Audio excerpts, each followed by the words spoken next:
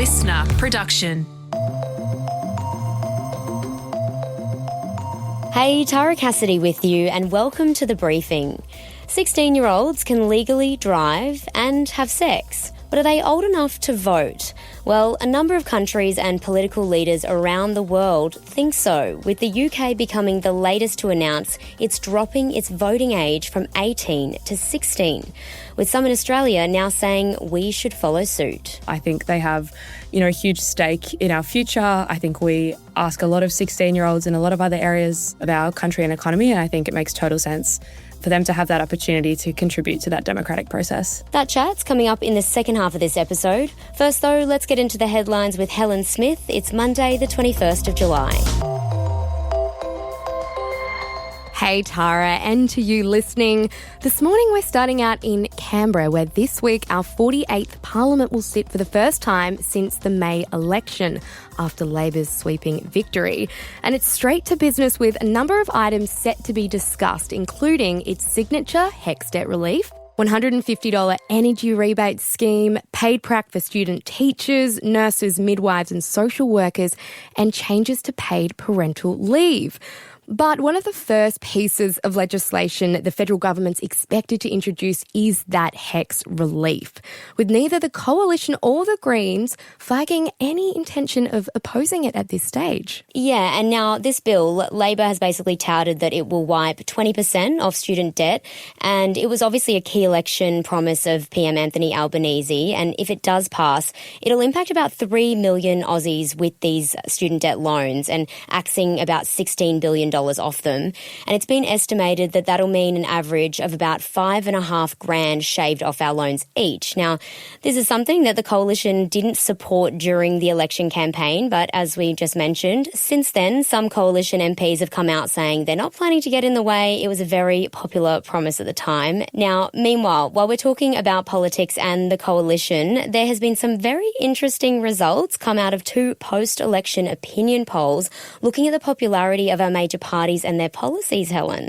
Yeah, the first from News poll has shown that overall support for the Coalition has fallen to a near record low. It's its worst in over 40 years, with a separate poll from a Resolve political monitor finding that much of that lost support for the Coalition, instead of flowing to Labor, has actually flowed to One Nation. Yeah, now, and that's an interesting result because this lack of major support for either or just the major parties is something that we saw a bit at the election, which saw a fair amount of support for independence, and that same theme is being reflected somewhat right now in Tasmania, where there was a snap election called and locals had to hit the polls again. And there we're seeing that the Libs are predicted to win at least 14 seats. Labor is expected to get a max of 10, but it means that neither would have enough to actually govern, and it means that they'll likely have to look to the crossbench to form government. Now, those discussions are happening right at this moment, and we likely won't know the makeup of that new parley there for another week or so still, so watch this space. Senator Pauline Hanson has demanded for independent MP Mark Latham to give back his seat to One Nation, with politicians calling for his alleged conduct in Parliament to be investigated by the Privileges Committee. Now, Senator Hanson told Sky News, "I think he's rude, arrogant, self-centred, and I think it's past the time in politics, and I think he needs to get out of the game." It comes after Latham was accused of abuse, domestic violence and inappropriate sexual behaviour last week, with graphic text messages allegedly sent to his then-girlfriend Natalie May Matthews while in the parliamentary chamber coming to light. All allegations Latham has strenuously denied. Yeah, and he's actually gone on to label those allegations false, reckless and irresponsible when speaking to the media over the weekend. That a video Matthews apparently filmed in Parliament House, which I'm unaware of, leaked to the media, obviously not by me, gives Natalie Matthews such grave concern that in the fantasy world in which she lives, she's fearful that I'm going to leak it and that this somehow justifies the lodgement of a private AVO application in the courts. Now, Latham was actually someone that was trying to become our next PM, and he actually went up against John Howard in 2004, and he served as a federal Labor leader from 2003 to 2005, before then going on to lead One Nation in New South Wales, before becoming an independent, with his parliamentary term not actually set to expire until 2031, which is why we've seen Pauline Hanson since come out and say, hey, we want our seat back. Now, his ex, Ms. Matthews, is actually seeking a court order to prevent her ex from coming within 100 metres of her. Now, at this point, police haven't applied for any order on her behalf and no charges have been laid. Pope Leo XIV has condemned the killing of over 70 Palestinians who were awaiting aid in Gaza.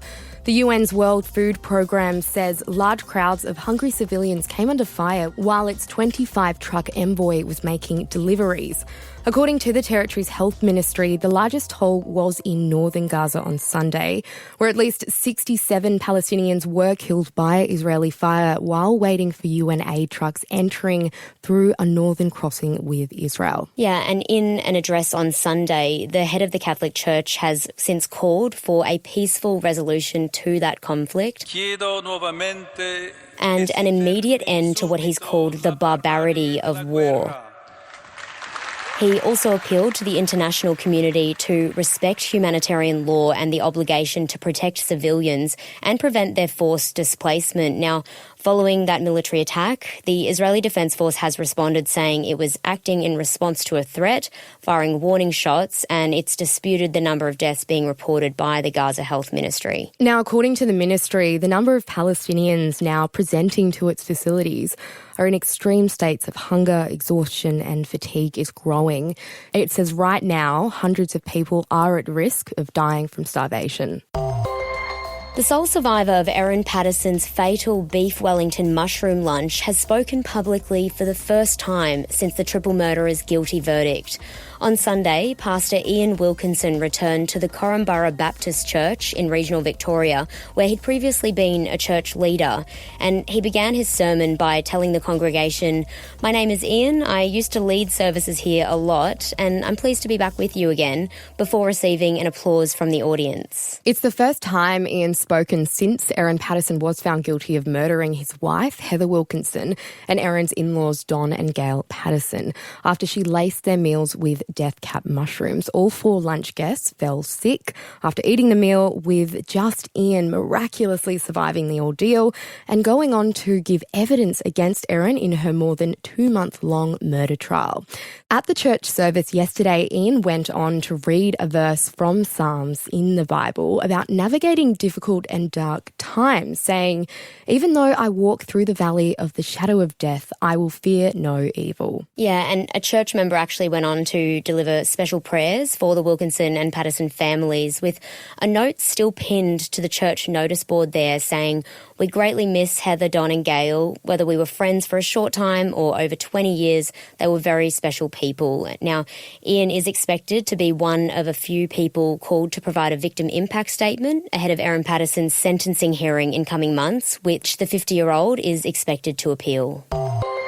And it's the Coldplay kiss cam scandal that just keeps on giving. Tara, Astronomer CEO Andy Byron has resigned following his cheating scandal with co-worker and HR chief Kristen Cabot. Oh, look at these two. All right, come on, you're okay?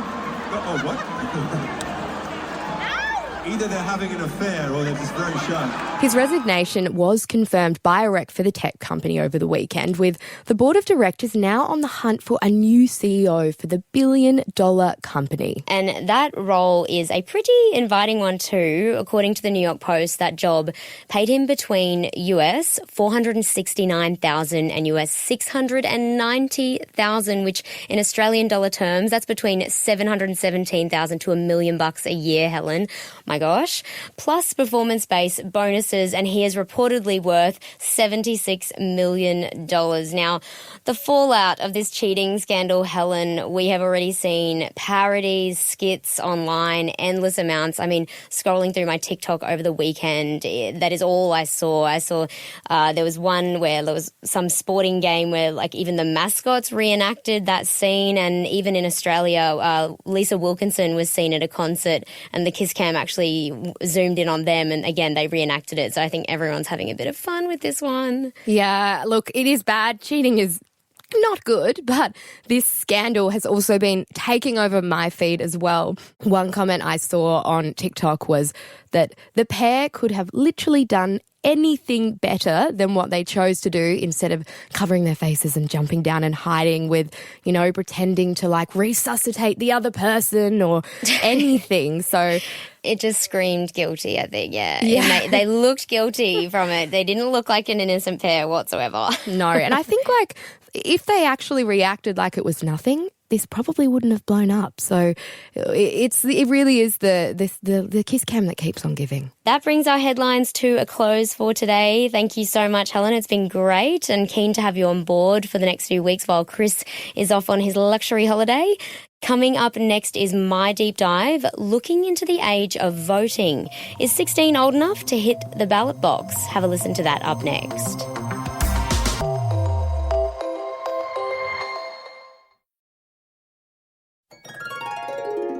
I want you to pause for a minute and let your mind wander back to a time long, long ago to when you were the ripe old age of 16.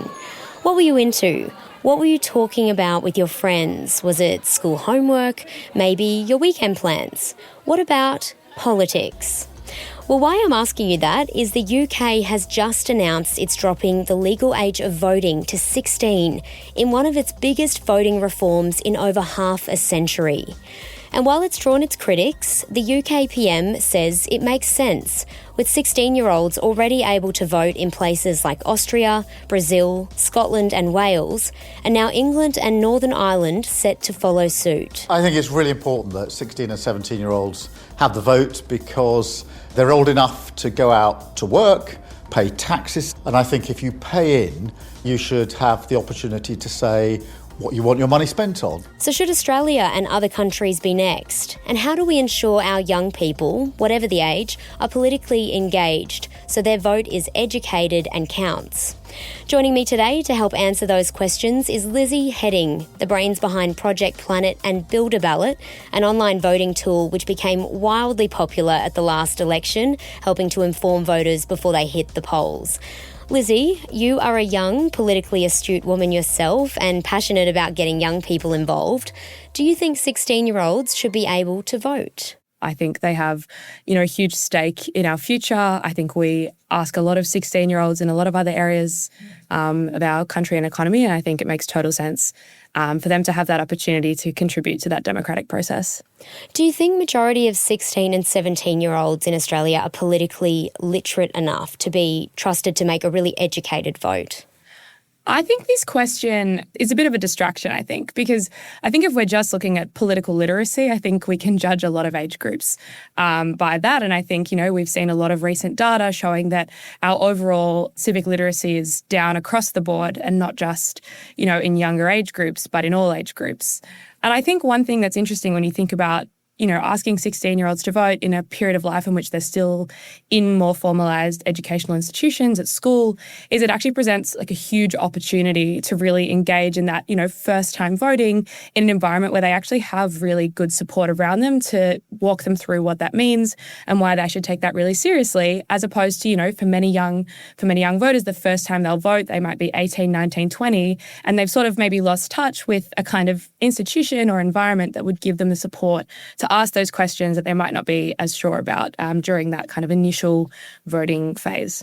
And to your point then, over my years reporting, we would go out and do these things called Vox Pops, and it's basically asking random questions on the street, and have asked a lot about politics. And sadly, one of the alarming things that we found every single time is majority of the people that we were asking, regardless of age, to your point, genuinely could not name the Premier, the opposition leader, let alone any other politicians besides the Prime Minister or any policies. And those that could were kind of this minority who were like deeply invested and interested in the political sphere. Why I say that is I do wonder, are we doing enough as a society to ensure that we as a nation care about politics and are politically literate? I think one of the challenges in a country like Australia that for the most part is incredibly lucky and we enjoy a really wonderful standard of living is for a lot of people, they don't feel like they need to.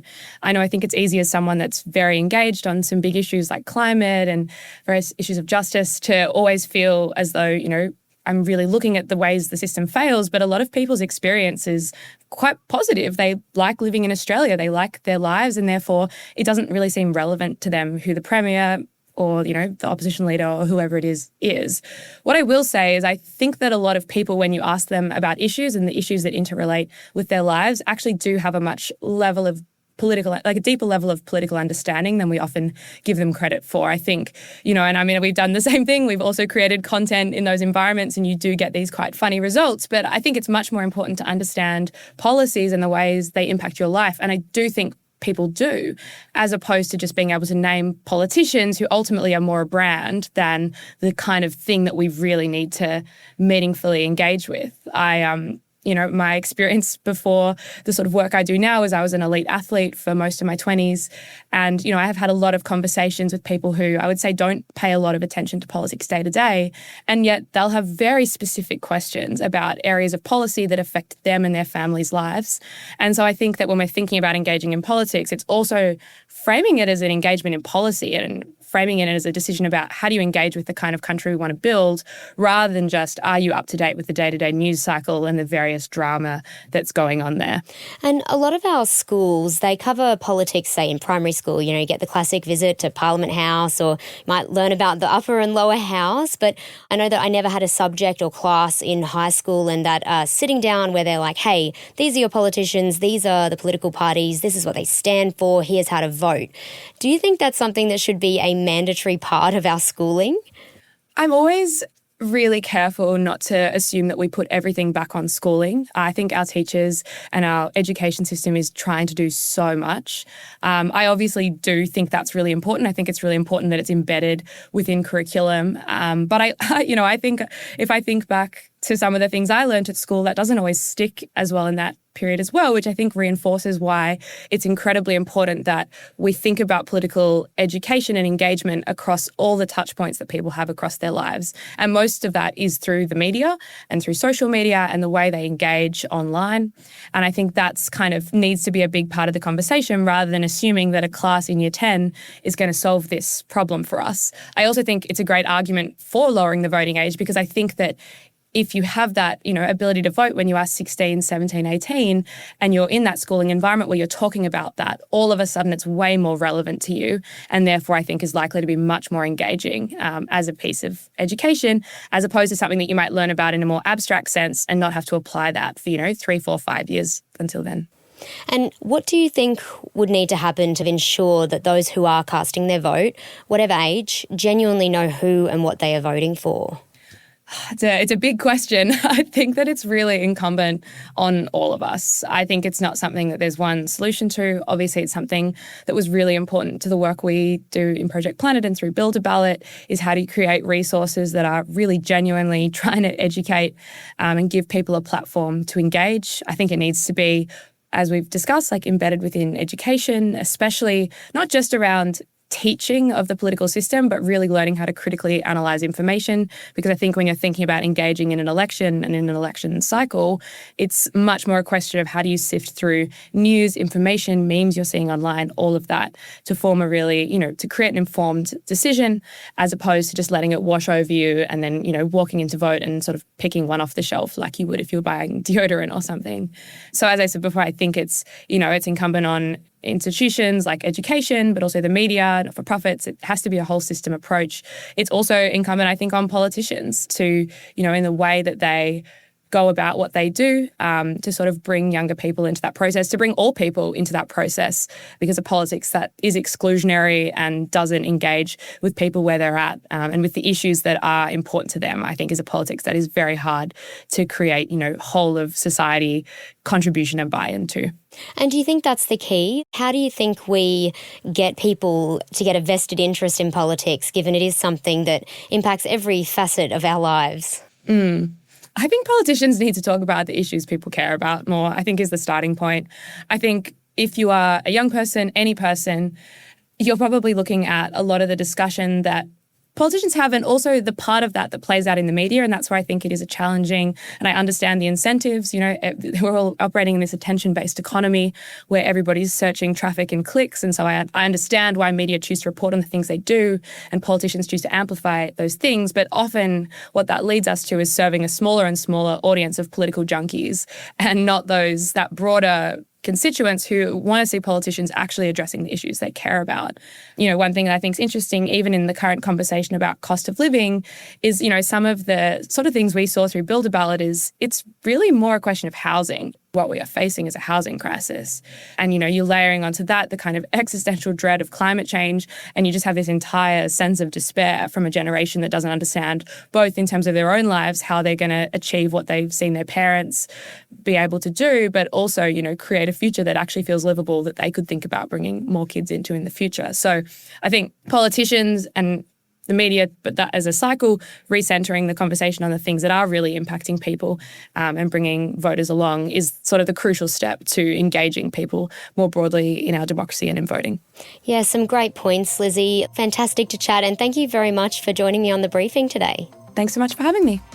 That was Project Planet and Build a Ballot's Lizzie Hedding speaking with me there about young people and voting in Australia.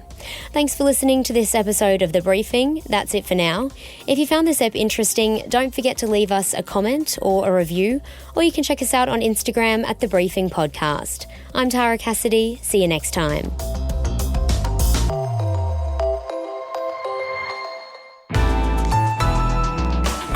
Listener.